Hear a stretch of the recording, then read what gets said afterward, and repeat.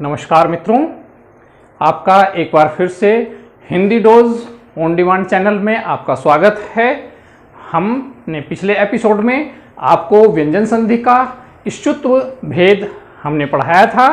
उससे आगे हम आज के वीडियो में पढ़ने जा रहे हैं व्यंजन संधि का अगला भेद इष्टुत्व संधि।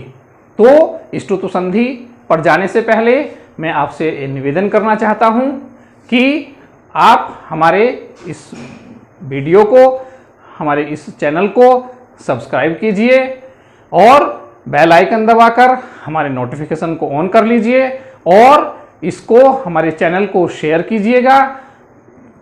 इससे आगे हम अब चलते हैं। देखिए, अगला जो भाग है, अगला जो भेद है व्यंजन संधि का, वह है इष्टुत्व संधि। व्यंजन संधि का अगला भेद है इष्टुत्व संधि और इस संधि का जो सूत्र है वह है इष्टुनाष्टुः। अगला सूत्र है इष्टुनाष्टुः। अब देखिए, इष्टुनाष्टु में भी जैसे हमने इष्टो इष्टुनाष्टु में देखा था, ऐसे ही इसमें भी ये दो शब्द हैं। देखिए, ये दो हिस्सों में है सूत्र। ये ऐसे, इसमें इष्टुना और इष्टुः। अब देखिए, हम इष्टुना को देख लेते हैं। देखिए, इष्टुना का मतलब है, चूंकि देखिए इससे पहले शा आ रहा है, शा, तो इष्टुना के शा का मतलब है शा और टुना। देखिए, टुना मतलब टवर्ग। जैसे वहां तृतीया विभक्ति का भेद था चुना में, इष्टुना में, ऐसे ही यहां इष्टुना जो है वो तृतीया विभक्ति के लिए प्रयोग हो रहा है। तो हम बस, आप यहां इतना समझिए, इस शा का मतलब ये शा है और इस आगे जो इष्टुना है इसमें देखिए, इस इष्टुना का मतलब टवर्ग। टवर्ग मतलब इष्टुना में शा का मतलब शा और इष्टुना, टुना का मतलब टवर्ग। और टवर्ग में जो है, हमने पिछली वीडियो में भी बताया था कि हमारे जो व्यंजन है, स्पर्श व्यंजन है, वह 5 वर्गों में बटे हैं: कवर्ग, चवर्ग, टवर्ग, तवर्ग और पवर्ग। इनमें व्यंजनों का, वर्णों का निश्चित क्रम है। तो देखिए, टवर्ग के व्यंजनों का जो क्रम है वह है टा, ठा, डा, ढा, णा। ये 5 व्यंजन हमारे टवर्ग के हैं। और दोस्तों, इस इष्टु का मतलब आप समझ लीजिए, देख लीजिए, इष्टु का मतलब शा है और टू का मतलब टवर्ग है। तो अब इस सूत्र का क्या मतलब हुआ, कैसे ये जो हमारी ट्रिक है सूत्र वाली वो कैसे काम करती है, वो आप समझ लीजिए कि अगर किसी शब्द में, क्योंकि संधि जो है, हमेशा आप ध्यान रखिएगा, हर संधि 2 शब्दों से मिलकर बनी है। तो अगर किसी संधित शब्द में, पहले शब्द का अंतिम अक्षर सकार है या तवर्ग है, सकार है या तवर्ग है। सकार का मतलब आप समझें, सीधी सीधी बात भाषा में समझिए, सकार का मतलब सब्जी वाला से, और तवर्ग का मतलब ते, थे, दे, धे, ने। कि अगर संधित पद में पहले शब्द का जो अंतिम वर्ण है, अंतिम व्यंजन है, वह या तो सकार है या वो तकार है, और उसके आगे क्या है, उसके आगे अगर शकार है या टवर्ग का कोई अक्षर, टैठे, डैढ़, न में से कोई सा अक्षर आ रहा है, तो यानी सकार और तवर्ग के बाद अगर शकार और टवर्ग का कोई अक्षर आ रहा है तो क्या हो जाता है, इष्टु हो जाता है। इष्टु हो जाता है मतलब सकार को, इस सकार को जो पहले वाले शब्द में है, उस सकार को क्या हो जाता है, शकार हो जाता है।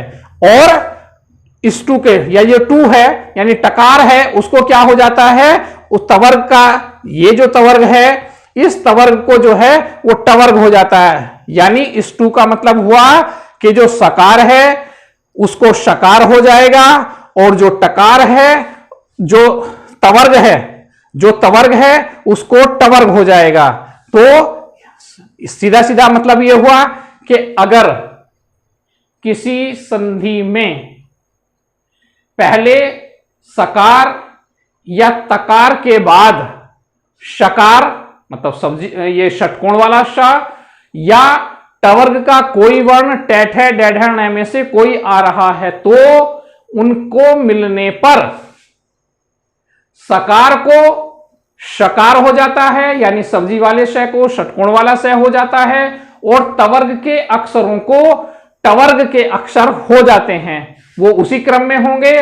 तवर्ग का जिस क्रम का, जिस वर्ण का, जिस नंबर का जो वर्ण होगा, उसी नंबर का टवर्ग का वर्ण जो है वो परिवर्तित वहां पर हो जाएगा। इसको देखिए हम उदाहरण से समझ लेते हैं। देखिए शब्द है रामष्ठ।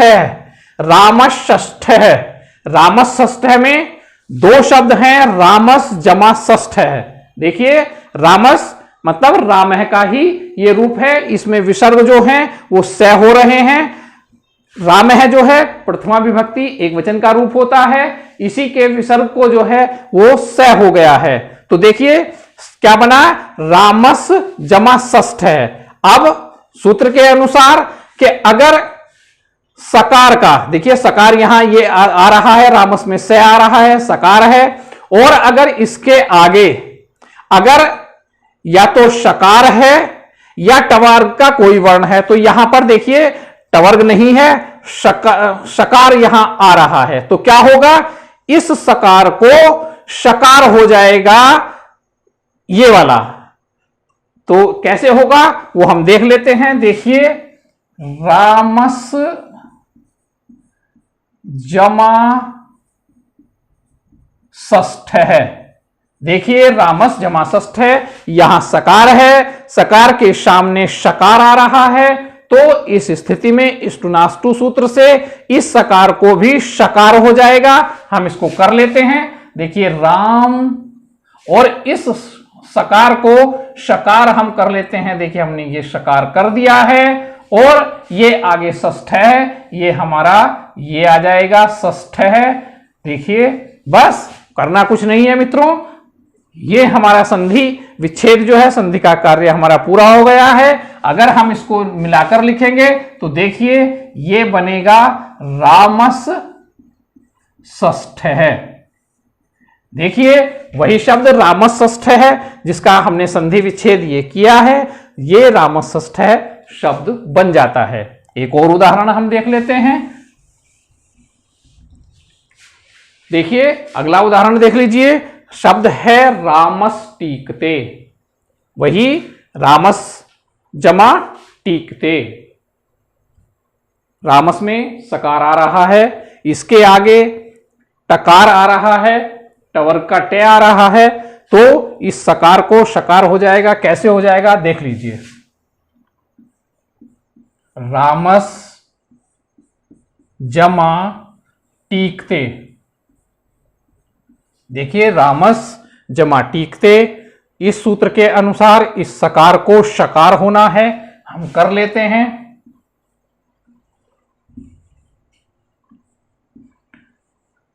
हमने ये शकार कर लिया है और टीकते यहां है ही।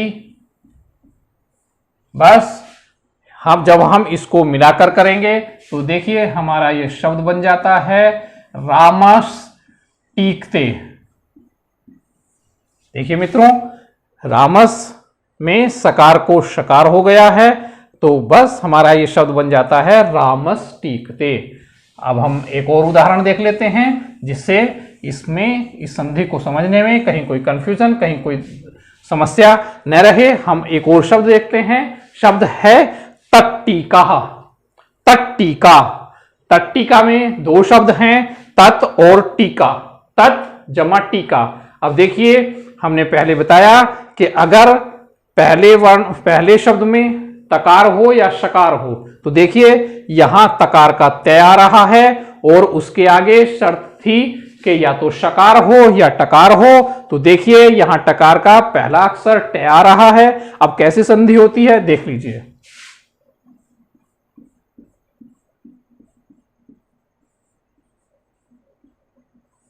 देखिए तत् जमा टीका। अब देखिए यहां तकार आ रहा है, सूत्र के अनुसार पहले तय आ रहा है और सामने टकार का टे आ रहा है टीकते का, तो इस तकार को शकार होना है। तो बस हम कर लेते हैं। देखिए ये हमने तकार को शकार कर दिया है, टीका हमारा ज्यों का त्यों नीचे आएगा। बस अब हम इसको जब मिलाकर लिखेंगे, सॉरी, तकार को टकार होगा, देखिए तकार को टकार होगा, अगर सामने टकार आ रहा है तो इस तय को टकार होगा। तो देखिए हम इसको टकार कर लेते हैं, तो तत् को टकार हमने कर लिया है। ये देखिए तत् जमा टीका, देखिए यहां तकार आ रहा था, तकार के सामने टकार है, तो सूत्र के अनुसार तकार को टकार होना है। तो देखिए तकार को टकार हमने कर लिया है, ये टीका ज्यों का त्यों नीचे आ जाता है, तो हमारा शब्द बन जाता है तट्टीका। तट्टीका। अब देखिए हम एक और शब्द यहां देख लेते हैं, जिससे हमारा यह सूत्र जो है वो हमें कंठस्थ हो जाए। दूसरा शब्द है, अगला शब्द हम लेते हैं चक्रिन ढोक से। चक्रिन ढोक से दो शब्दों से मिलकर बना है, चक्रिन और ढोक से। तो देखिए चक्रिन में जो न है वो तकार का अंतिम वर्ण है। हम पहली वाली संधि में इस चुनाचु वाले सूत्र के अंतर्गत हम बता चुके हैं कि तैथय दैधय ने ये तकार का अंतिम वर्ण होता है न, तो यहाँ तकार का न आ रहा है और इसके आगे टकार का ये देखिए चौथा वर्ण है ढ। तो चक्रिन जमा ढोक से जब ऐसा तकार के सामने टकार आता है तो तकार को टकार हो जाता है, यानी तय को तय वर्ग का वही वर्ण हो जाता है जिस क्रम का तकार का वर्ण होता है। देखिए कैसे हो जाता है, यहां देखिए चक्रिन जमा ढोक से।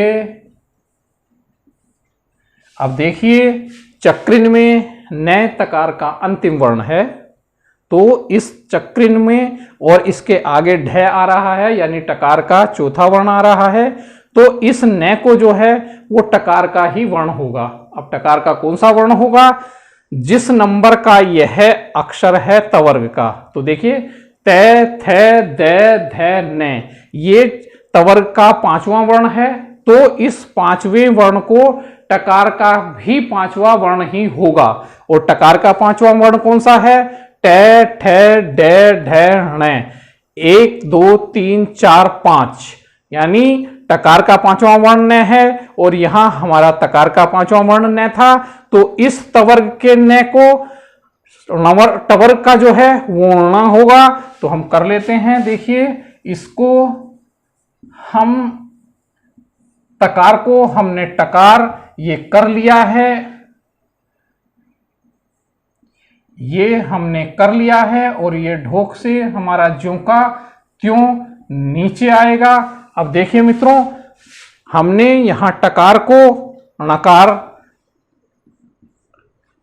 टकार का जो न था उस न को नकार, तकार को हमने ठकार के ण में बदल दिया है, और ये हम जब इसको मिलाकर लिखेंगे तो ये हमारा शब्द बन जाता है चक्रिन ढोक से।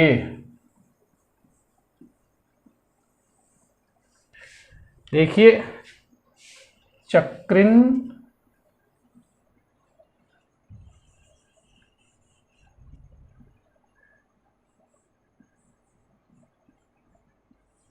देखिए मित्रों, ये जब हम इसको मिलाकर लिखते हैं तो ये हमारा शब्द बन जाता है चक्रिन ढोक से। तो मित्रों आपको यह ठीक से समझ आ गया होगा। यह संधि ष्टुत्व संधि इस तरह से हमारी पूर्ण हो जाती है। निश्चित रूप से आपको ये ठीक से समझ आ गया होगा। फिर भी अगर कोई इसमें समस्या रही है, कोई बात समझ नहीं आ रही है, तो हमारे कमेंट बॉक्स में जाइए, कमेंट कीजिए और अपनी समस्या का समाधान कीजिए। केवल ये संधि ही नहीं, हिंदी और संस्कृत दोनों विषयों के पढ़ते समय या पढ़ाते समय किसी भी तरह की कोई भी समस्या, कोई भी प्रॉब्लम आपको महसूस होती है, आप हमारे कमेंट बॉक्स में कमेंट कीजिए, लिखकर हमसे प्रश्न पूछिए। हम तुरंत आपकी समस्या का समाधान निश्चित रूप से करेंगे। इसीलिए हमारे चैनल का नाम ऑन डिमांड हमने चैनल में जोड़ा है। तो मित्रों, बस आज यही, हम अगली वीडियो में व्यंजन संधि के अगले भेद को पढ़ेंगे। तब तक के लिए नमस्कार।